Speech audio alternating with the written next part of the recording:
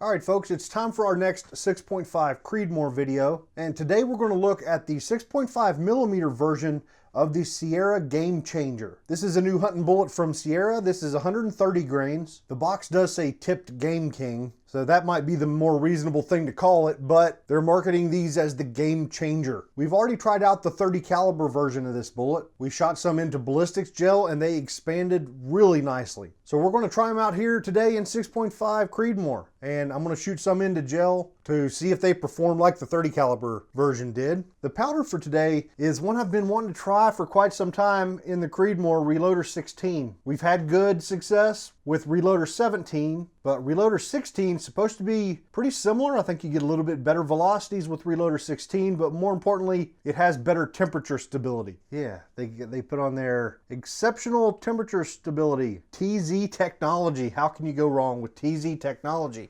For load data, we're going to go straight off of the Sierra load data. There is a 130 grain tipped Match King. I don't have any on hand to compare with, but here's a lineup of what I do have to compare it with. The 130 grain Sierra Game King is on the left. It's one of the hollow point Game Kings, and we've had some pretty good accuracy out of that bullet. Then you've got the Sierra GameChanger. I've got the 130 grain Burger OTM Tactical, and then the 142 grain Sierra Match King. So hopefully that gives you a better idea of what this bullet looks like. I think it's quite a bit different from the tipped Match King. The ballistic coefficient numbers on this bullet are not quite as good as they are with the tipped Match King. Now, the good news for us is the 130 grain Game King, the little short hollow point, and the 130 grain tipped Match King both show a max charge of 44.4 grains with Reloder 16. And I went over to the Alliant website to look at their load data, and with their 130 grain bullets, the max charges were in the 44 to 44.5 grain range. So everything seems to be lining up. I think we're going to go up to 44.0 today. We'll back off those max charges that we're seeing just a little bit. And what we'll do is 0.4 of a grain increments, which puts us starting at 42.4. This is my first experience with Reloder 16, so don't want to push it too hard. So back to the comparison of this bullet to others. Another thing I found interesting was the 130 grain tipped Match King has got a 1 in 8 twist warning, like, requires a 1 in 8 twist. The 130 grain Game King and this 130 grain GameChanger don't have any 1 in 8 twist warning. So that's just a little bit more evidence, even though I don't have one here to directly compare to, that I think the shape of this bullet is quite a bit different than the tipped Match King. So we're just shooting one powder today because we're shooting two guns. I've got my Thompson Center Compass bolt action rifle, and we've also got the AR-10 with the ballistic advantage barrel. So we're going to shoot 25 rounds in each gun. Now for brass, I'm going to be using different brass for the two guns. A viewer named Richard has sent me 100 pieces of this small primer Peterson brass. This looks like really nice brass. He's already done some prep work to this stuff. He did neck turn them to a uniform 15 thousandths, and he deburred the flash holes. So I don't get to show you that part, but I think what I want to do is shoot these in the Thompson Center Compass, and we'll shoot the Starline brass that we've been shooting pretty much all along here on my channel since we got into the Creedmoor. We'll continue to shoot that in the AR-10. One thing about this Peterson brass, if I line them up here for you, you'll hopefully be able to see that it has got a undersized flash hole. And right on their site, they say it's an undersized flash hole measuring 60 thousandths, which will require you to use an undersized decapping pin. So luckily he sent these to me fully prepped and ready to go, and they arrived in perfect condition. Another thing I should mention about Peterson brass is they come in a nice little ammo box. Yeah, you won't be able to see it, but this says Peterson match grade brass, really nice, kind of your standard 50 round ammo box with foam in the top and all of that stuff. So that's pretty cool. These came in perfect condition. They're already, sized and ready to go. They fit in my gun. So I'm going to go ahead and load them like they are. But before we get to the point where I need to resize these, I've got to figure out a solution on the decapping pin front. I either need to order another universal decapping die, perhaps, or I don't know what I'll do yet. We'll save that discussion for later. But be aware of that. If you're getting Peterson brass, you're going to need to accommodate that undersized flash hole. The price on this stuff is kind of in the middle, because Lapua is $1 a piece or maybe just a little bit over. Then you go down, Starline brass is 60 to 65 cents, and Hornady is 50 to 60 cents. These kind of land in the middle. If you buy them by the 50, they are $36 for 50, so 72 cents a piece. And if you buy a big pack of 500, you can get them down to 61 cents. So it's just barely more expensive than Starline. But I've been extremely happy with Starline. So we'll see how it goes. We'll shoot it here for a while and see if there's anything to like or dislike about Peterson brass. It's sold over at Graphs. So graphs.com, Graph & Sons, another one of our excellent retailers in the reloading world. That's where you get your Peterson brass. So is that it? We ready to go? We're not ready to go. We're shooting CCI 41 primers. Did I mention that? Hopefully I did. I've actually already got this 50 pieces of brass, 25 pieces of the Peterson, primed and ready to go, and 25 pieces of the Starline. Overall length. With this bullet, the maximum overall length in my gun, in my Thompson Center compass, was 2.959 inches. Sierra recommends 2.810 with the tipped Match King, so if we assume it's the same here with the tipped Game King, then that would mean about 150 thousandths of jump. But luckily with the Thompson Center compass, we've got an extremely large magazine where we can shoot stuff long and still feed it. So I want to shoot these really long. Let's go for 2.950. The bullet seating depth, as far as, you know, the amount of bearing surface touching the neck of the brass, look just fine at that length. They still fit in the magazine. So yeah, let's try that, 2.950, which with my Hornady bullet comparator comes out to 2.345 inches.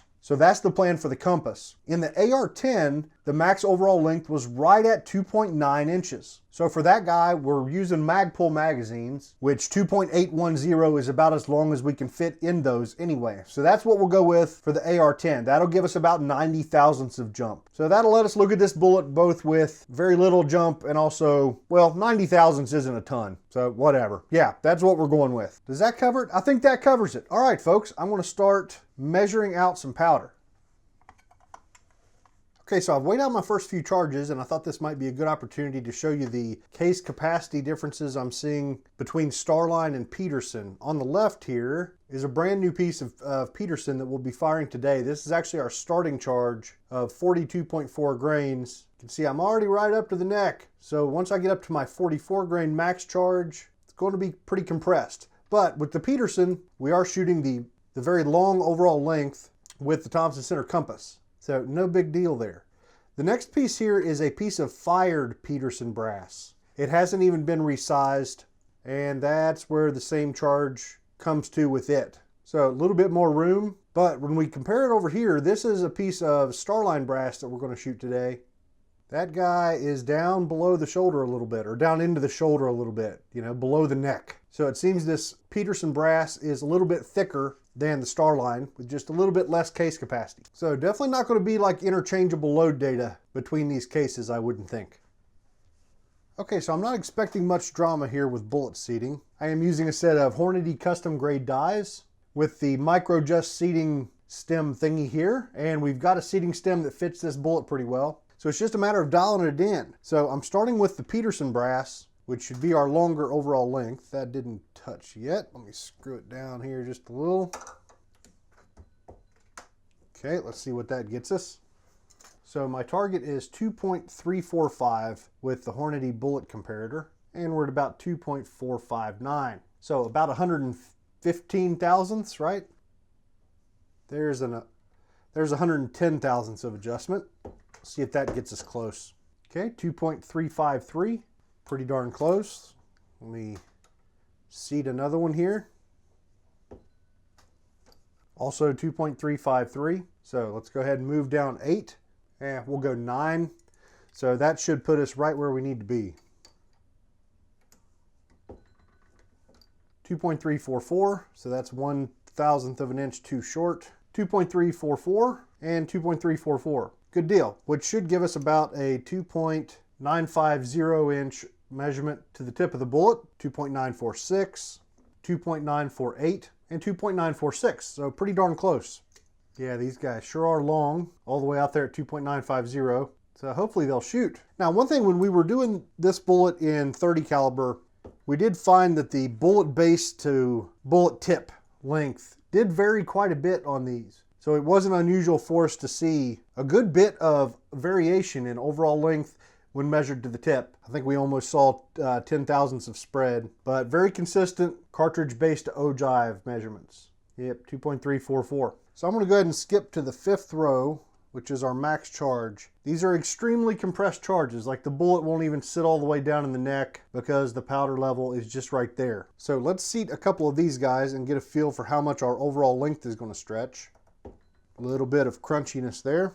Wow, it doesn't look like it's going to be much. 2.345 is the cartridge-based ogive on this first guy. So this Reloder 16 seems to be compressing pretty well. Let's do another one of these guys and get another measurement. Yeah, this guy's either 2.346, or if you jiggle it a little bit, sometimes you can get a long 2.345. Jiggled it the wrong way that time. Yeah, so 2.346. So if compressing the charge is only stretching us out by 2 thousandths, I'm not going to worry about it at all. So I'm going to go ahead and seat all of these on the same seating die setting, which will make life a little bit easier. No doubt about it. So that's it, folks. Not much more to talk about with the reloading process. So let's go ahead and just get out on the range.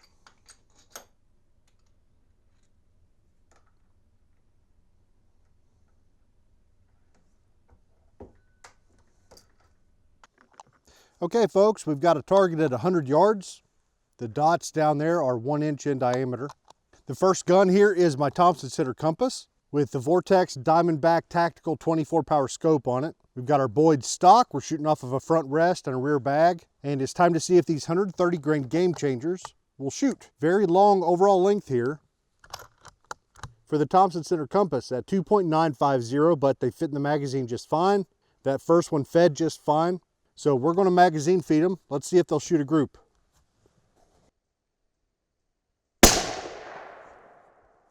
So our first shot here with the Peterson brass. I don't see any major signs of pressure. A little bit of primer cratering already. So yeah, we'll have to see if that gets worse as we go along. Let's see if they'll group.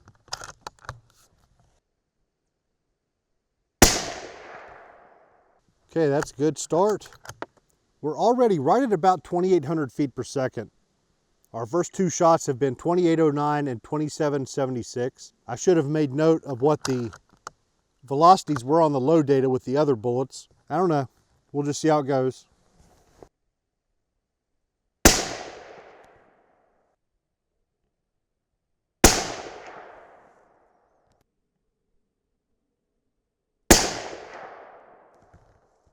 All right, I like that start.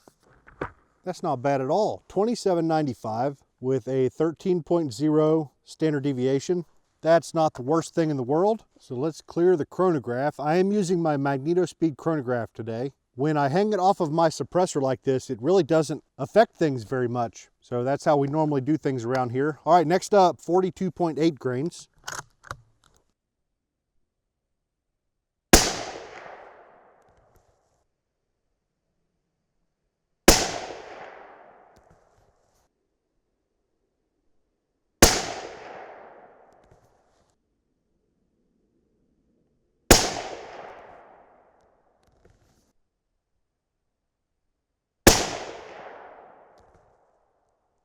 Okay, we're up to 2821, and our standard deviation tightened up a little bit to 8.5. That's good to see.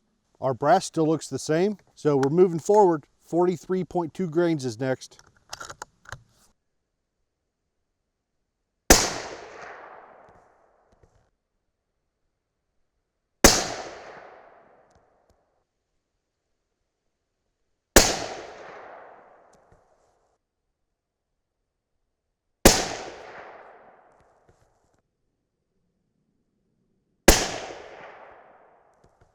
All right, that's another nice standard deviation number and halfway decent group. These aren't the best groups we've ever shot with this gun, but they're not all that far off. Like, these are looking pretty good. Yeah, they're not too bad. And brass is still looking fine. Velocity up to 2850. Looks like we should be topping out right around 2,900 feet per second if we can make it there. But so far, other than a little primer cratering, nothing surprising on the brass. So we're moving on, 43.6.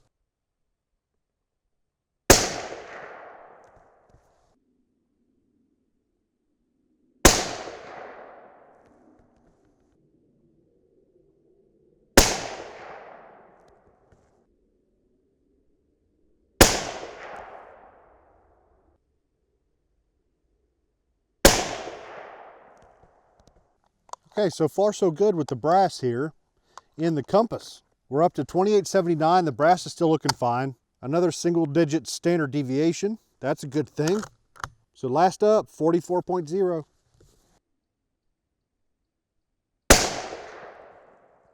Okay, so our first piece of brass here still got the primer cratering, but now we've added in a little bit of an ejector mark, just a smidgen. Nothing I'm too freaked out about. Velocity on that first shot, 2894.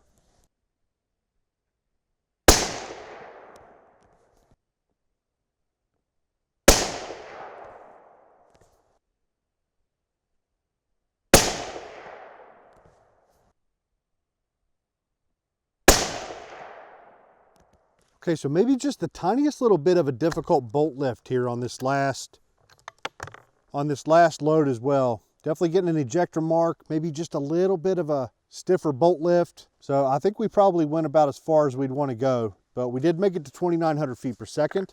I am extremely happy to see these standard deviation numbers since this is really my first experience with Reloder 16. Looks like they're doing good. 4 out of 5 being under 10 is pretty consistent velocity. So hopefully this carries over to our Starline brass in our AR-10. So let me get switched out here.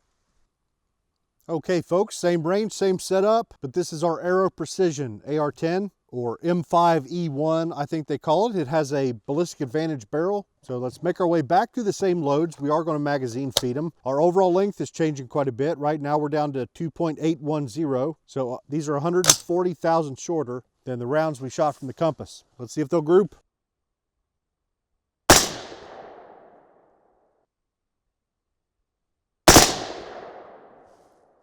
And I just had a double fire. That's not good. I've been having a little bit of problems here with this trigger. I've had a couple situations where it wouldn't reset. Like the gun cycled just fine. It loaded the new round, but the trigger didn't get reset. And now I get a double. I don't even remember which trigger I've got in this guy. Yeah, I think this is the CMC 2-pound, 4-pound.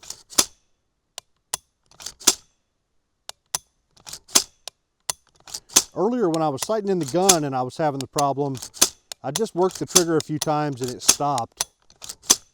So I think it might be getting gunked up on me. If anything else weird happens, I'll go and clean up, lube up the trigger a little bit. All right, let's fire these last two.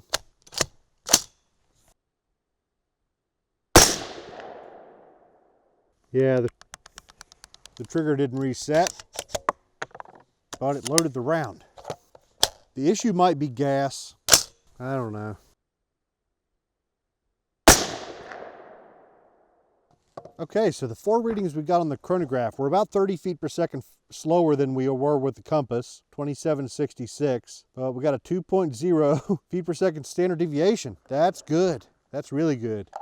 So as much as I hate to make this a gas block adjustment video, I think that's what it's going to be. I think I'm overgassed. Maybe too much bolt velocity and crap or whatever is going a little bit too fast for the trigger.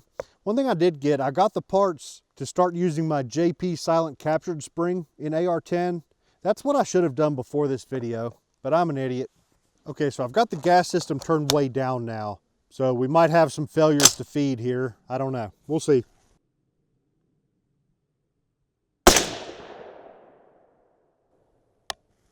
Yep, the trigger reset that time.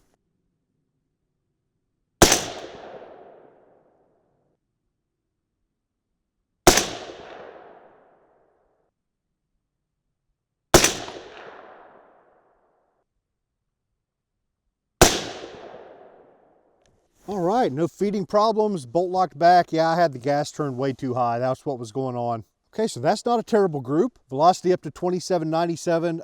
8.3 feet per second standard deviation. This is all good stuff. Okay, so I had to take a little bit of a break. I needed another AA battery for my audio recorder thingy. And I needed to pick up some brass. And there's one piece of brass that just doesn't want to be found.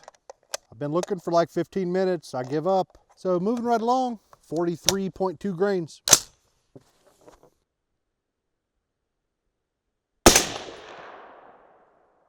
Okay, I had a failure to fire there. But the brass that ejected that time only went like right here beside me. So I might need to open up that gas just a little bit. Yep, working on an empty chamber there. So let me crank on the gas just a little. Okay, let's try that.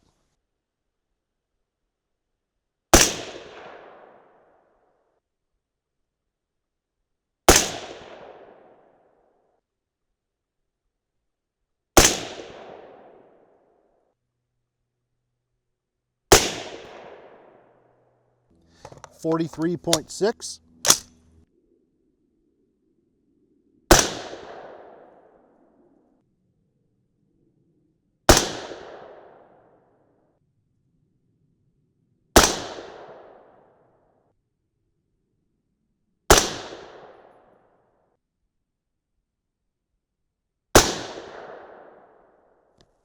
So this AR-10 is still pretty new to us. We don't have all that many rounds through it, but so far it's been impressive, and it's continuing to impress here.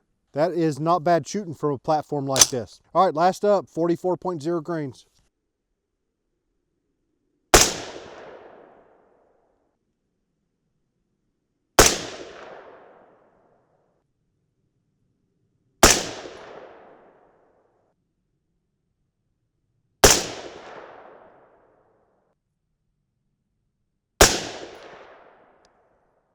All right, folks, that's not a half bad target. Really impressive standard deviations today with Reloder 16. Really good stuff. So let's get back to the bench.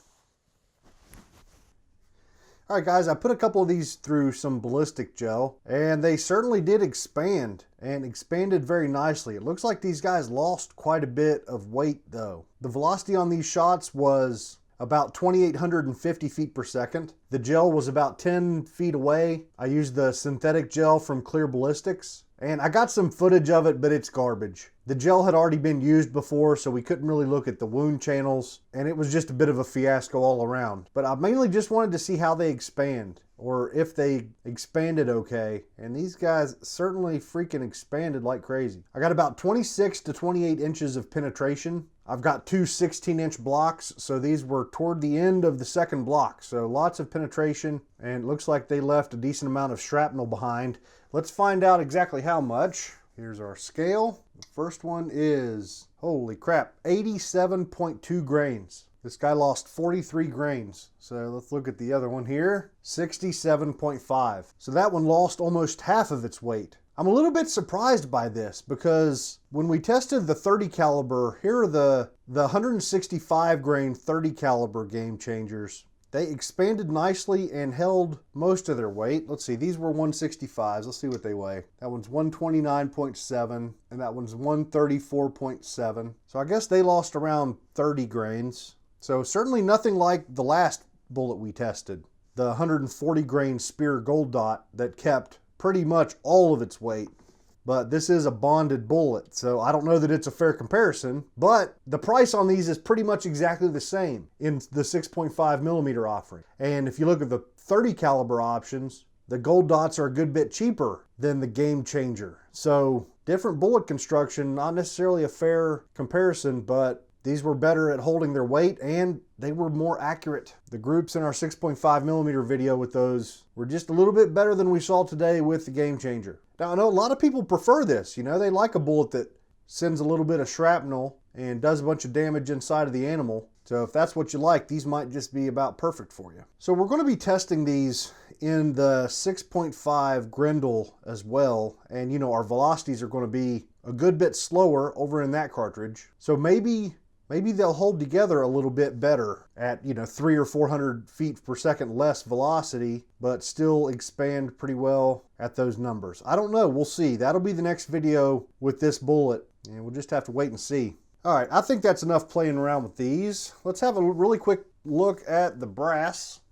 I lost that one piece of brass and I never have been able to find it. I need to go back out and go for another search. I think it was the second shot of my double fire. I think that double fire sent that second piece of brass off into orbit somewhere. So first is the Peterson brass from the Thompson Center Compass. These guys looking pretty good. I think our 44 grain load though was pretty hot. You can see I've oriented it so it's at the top of each one of these. A little bit of an ejector swipe on each of them. And we got our little bit of primer cratering throughout the whole charge weight range, but up here at the top charge did kind of get a little bit more pronounced. So it doesn't look like we're going to be able to push this any farther. And to be honest, we don't really have the case capacity left to do it anyway.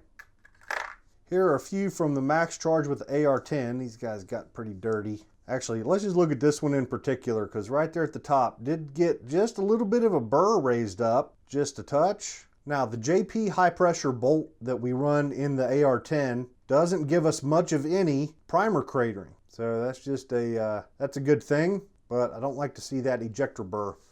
So I think we picked our max charge just about right. Okay, let's have a look at some groups. The top row is with our Thompson Center compass. This is pretty mediocre performance for the compass. You know, 3 of our groups were over 1 inch. Our best was the first one at 0.790 inches. So maybe we'd have, you know, a little bit better luck with a different powder. But then again, you know, maybe the bullets just don't shoot as well as I'd like. I don't know. It'll take more testing to figure out which one's going on here. But this is, you know, certainly decent performance. I could confidently hit the hunting woods with this sort of accuracy, no problem for my needs. And kind of the same story, the bottom row with the AR-10. Our best group was the first one, a 0.766 inch. That was our best group of the day. So these standard deviation numbers are pretty darn good. And I was really happy to see that, you know, this being the first time I've tried Reloder 16. I also used it in the 140 grain Spear Gold Dot video, and it was the same story in that video. Lots of really great standard deviation numbers. So far, I'm pretty happy with Reloder 16. The velocities, our max velocity was 2903.